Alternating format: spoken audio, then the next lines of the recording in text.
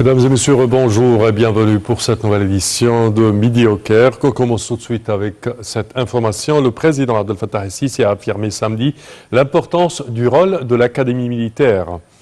Cela s'est produit au cours d'une visite effectuée samedi matin au siège de l'Académie. Le chef de l'État a mis l'accent sur les grandes responsabilités qui incombent aux cadets des académies militaires, d'où l'importance de leur formation pour qu'ils soient hautement qualifiés et capables de remplir parfaitement leur mission. D'où l'importance du rôle des académies militaires qui s'attellent à rehausser les compétences de ces cadets et veillent à leur préparation physique de haut niveau. Le président el-Sisi a ajouté que l'objectif principal était de rehausser les compétences de ceux qui rejoindraient l'armée égyptienne et leur inculper la discipline, le dévouement et la forte détermination. Le président a par ailleurs rappelé que l'Égypte avait réussi à faire face aux répercussions de la crise économique mondiale actuelle grâce aux réformes qu'elle avait entreprises en 2016. Le président a également évoqué la crise russo-ukrainienne et son impact sur les chaînes d'approvisionnement et la flambée des prix. Concernant la crise au Soudan, le président a exprimé l'espoir que la paix et la stabilité soient instaurées dans le pays pour mettre terme à l'effusion du sang.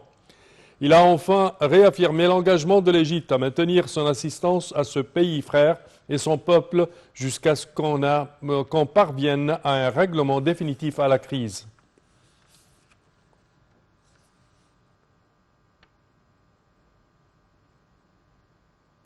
Et nous enchaînons avec cette information. Le président Abdel Fattah el-Sisi a affirmé que l'Égypte s'attachait pleinement à renforcer la coopération avec le Mozambique dans tous les domaines au profit des deux peuples frères. Le président s'exprimait lors d'une conférence de presse conjointe avec le président du Mozambique, Philippe Nyusi.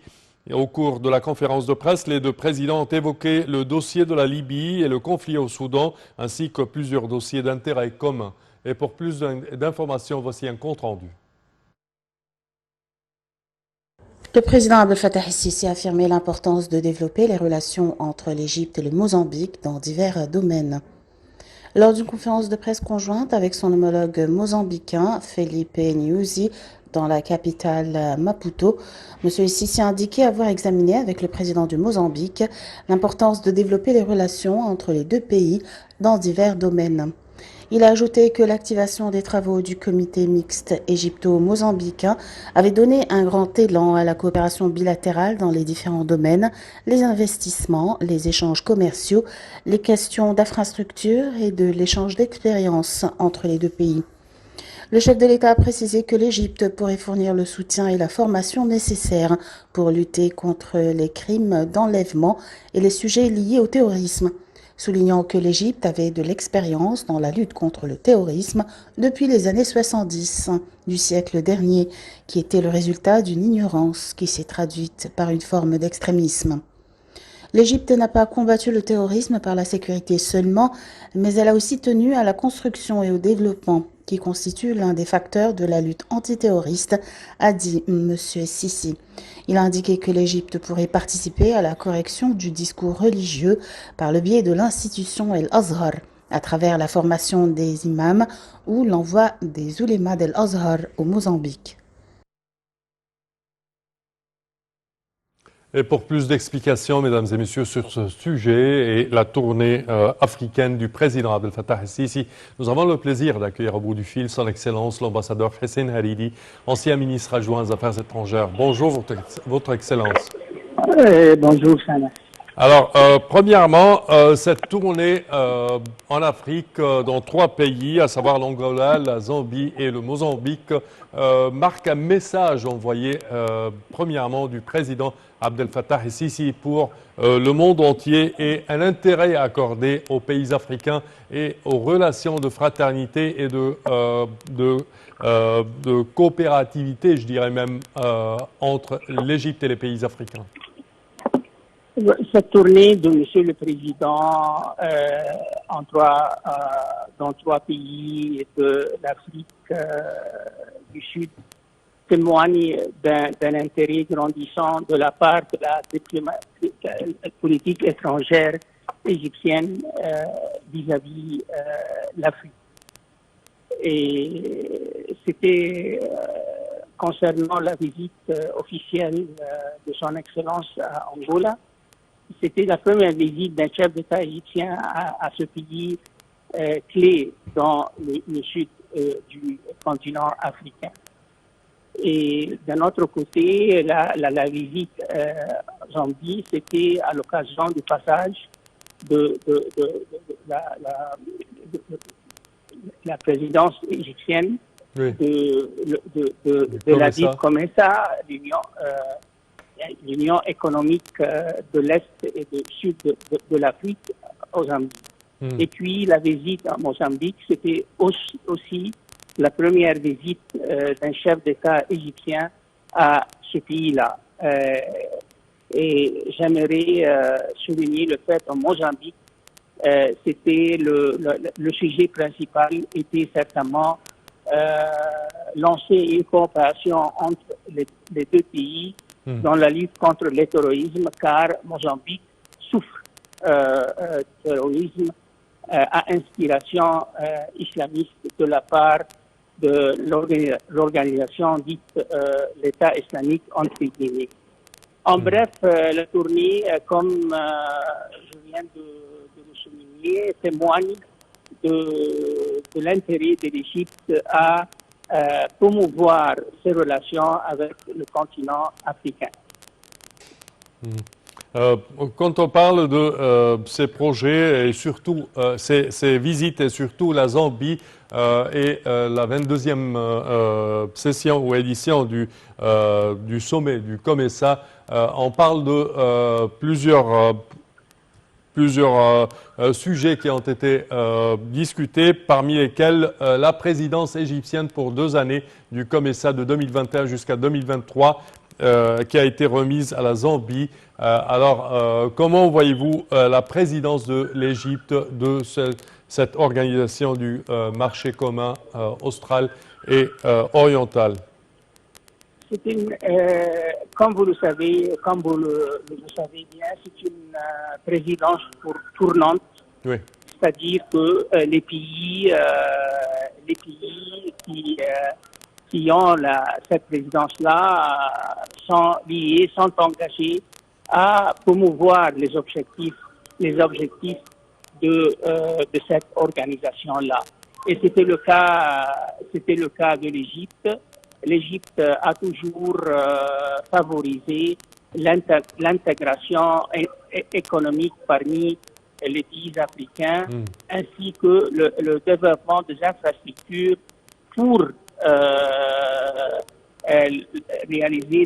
pour mettre en œuvre cet objectif d'approfondir l'intégration économique entre les pays africains. Espérons pour le mieux. Monsieur l'ambassadeur Hassan Hariri, je tiens à vous remercier de vos explications. Merci à vous. Je répète que vous êtes ancien ministre adjoint des Affaires étrangères. Et nous enchaînons, chers téléspectateurs, avec ce compte-rendu en marge du sommet du marché commun de l'Afrique orientale et australe COMESA, tenu à Lusaka, en Zambie. Le président Abdel Fattah el-Sisi a eu des entretiens avec son homologue kenyan. Les entretiens ont porté sur les moyens de renforcer les relations bilatérales et les derniers développements sur le continent noir, ainsi que la question du barrage de la Renaissance éthiopien. Et pour plus de détails, voici un commentaire. Le président Abdel Fattah el-Sisi a rencontré le président William Ruto, président de la République du Kenya, et cela en marge du sommet du COMESA tenu à Lusaka en Zambie. Le porte-parole de la présidence de la République a déclaré que Monsieur le Président a salué le rôle indispensable du Kenya dans le renforcement de la sécurité et de la stabilité sur le continent, soulignant les relations historiques qui unissent les deux peuples, les pays frères, et le souci de l'Égypte de renforcer ses relations à différents niveaux, notamment en ce qui a trait aux échanges commerciaux, outre les investissements égyptiens dans les secteurs vitaux au Kenya, pour soutenir ses efforts de développement. Pour sa part, le président Ruto a affirmé la profondeur des relations entre les deux pays frères et l'aspiration de son pays à faire progresser la coopération avec l'Égypte dans tous les domaines, surtout à la lumière du rôle central joué par l'Égypte au niveau régional, mentionnant à cet égard les larges perspectives de la coopération bilatérale, surtout sur le plan économique, louant ainsi l'activité des entreprises égyptiennes au Kenya et leur contribution aux efforts de développement. Le porte-parole officiel a déclaré que les entretiens entre les deux dirigeants ont porté sur les moyens de promouvoir les relations bilatérales ainsi que sur l'examen des derniers développements de la situation sur le continent africain.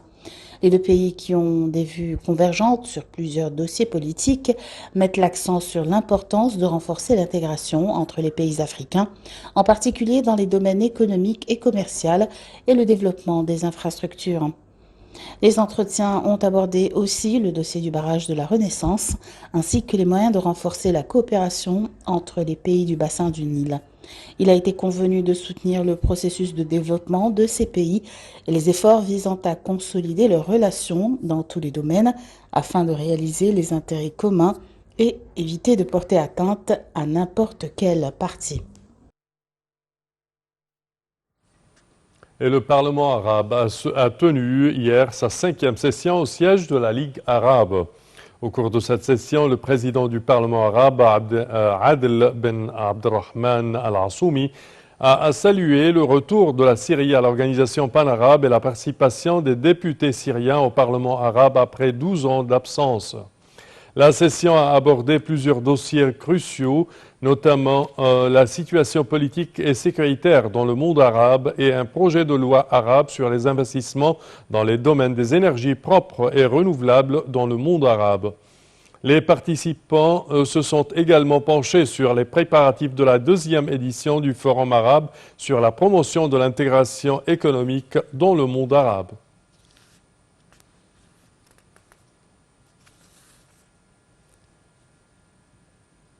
Et le premier groupe de pèlerins a quitté samedi le Caire à destination de l'Arabie Saoudite pour le grand pèlerinage. Le ministère de l'Intérieur s'applique à fournir toutes les facilités nécessaires aux pèlerins. La mission de pèlerinage du ministère s'attelle à assurer la sécurité des pèlerins au cours de l'exécution des rituels du pèlerinage. Les pèlerins ont exprimé leur appréciation pour les efforts déployés par le personnel du ministère et de l'Intérieur qui veille à répondre à leurs besoins et à leur accorder toutes les facilités requises. Ils ont également salué la bonne gestion des vols et la disponibilité des agents du ministère à leur service.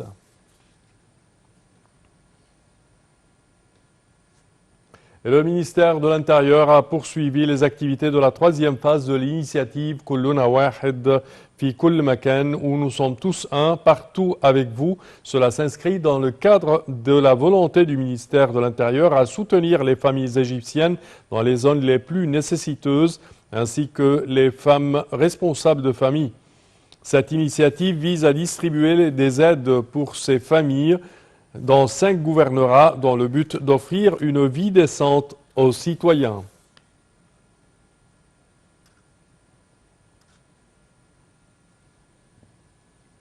Et conformément aux directives du président de la République Abdel Fattah el-Sisi, dans le cadre de l'initiative présidentielle du parrainage des jeunes Égyptiens talentueux, l'Académie nationale de formation et de la Fondation Vie décente ont annoncé dans un communiqué conjoint leur parrainage pour l'étudiante brillante Minnatullah Ahmed, qui a été classée première du certificat du cycle préparatoire au niveau national.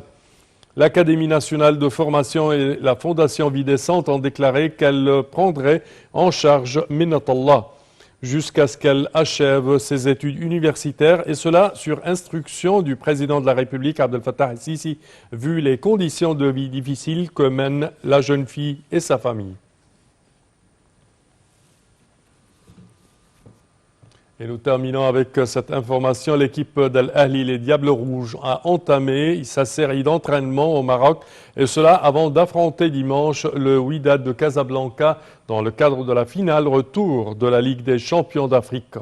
Al-Ahli avait battu le Wydad 2-1 dans le match aller dimanche dernier au stade du Caire. Mahmoud El-Khatib, président du club Al-Ahli, accompagne l'équipe au Maroc. Et El-Khatib tient à soutenir les joueurs et le staff technique en vue d'assurer la victoire et remporter une 11e Ligue des champions pour les Diables Rouges d'Égypte. Le conseil d'administration du club Al-Ahli avait choisi Hossam Brali, membre du conseil d'administration, pour être le président de la délégation de l'équipe au Maroc.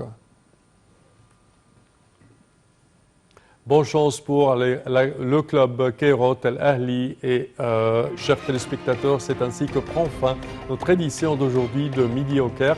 Je vous remercie de votre attention et je vous donne demain rendez-vous avec une nouvelle équipe. Au revoir.